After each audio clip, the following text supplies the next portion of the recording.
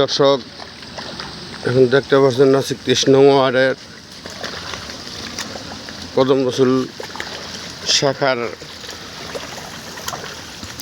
ঠিক পেছন দিকে মনপুরা মাঠে যে রাস্তা, যেখান থেকে শত শত পরিবার চলাচল করে।